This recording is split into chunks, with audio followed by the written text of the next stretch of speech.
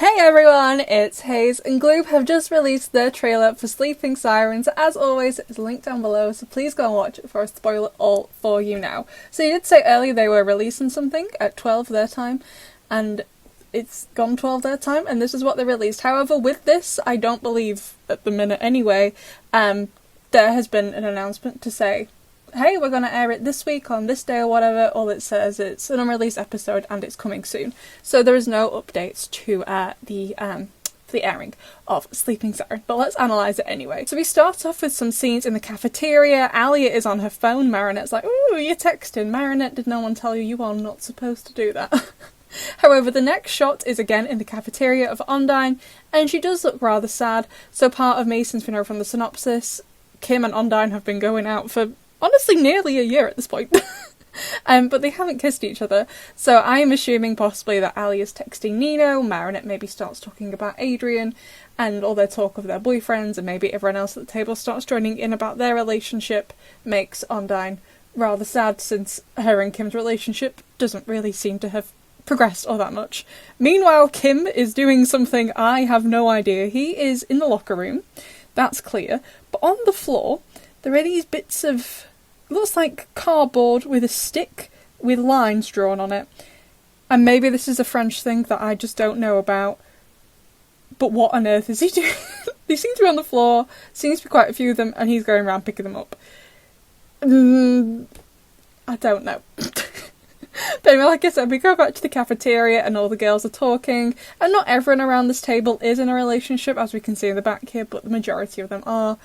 And even if they aren't in a relationship, you know, that's just what you talk about with your girlfriends.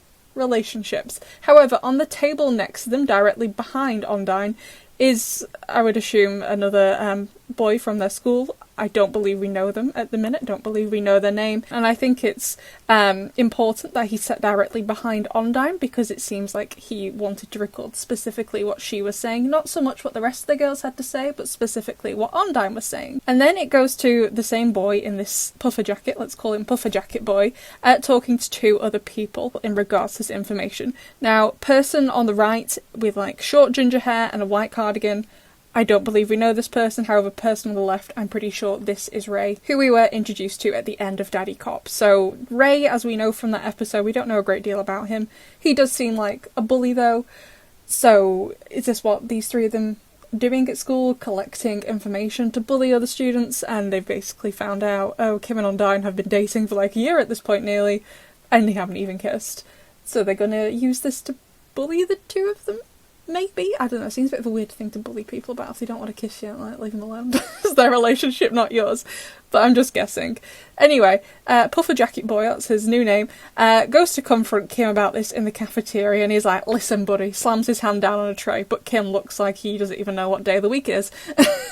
And then outside, I don't know if this is due to Kim not having kissed her, or due to the bullying that has started, Ondine does seem to be crying, surrounded by all of her friends. I hope she's going to be okay. I love Ondine.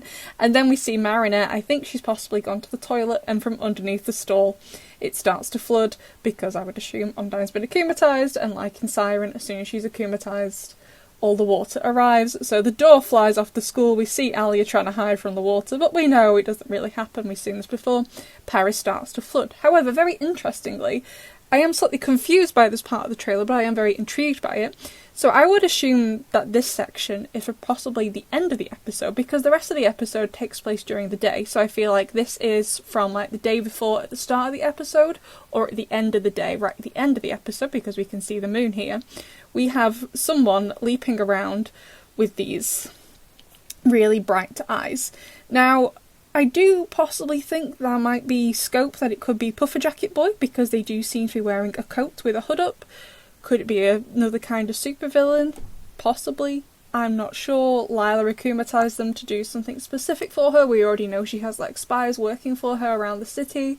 I am a little bit unsure about it, but I am very, very intrigued. I do feel like the entire trailer, apart from that scene, is fairly self-explanatory, but that ending section, very intriguing, slightly confused, but I'm excited for it. Anyway, besties, I'd love to know what you think of this, and I will see you in the next one.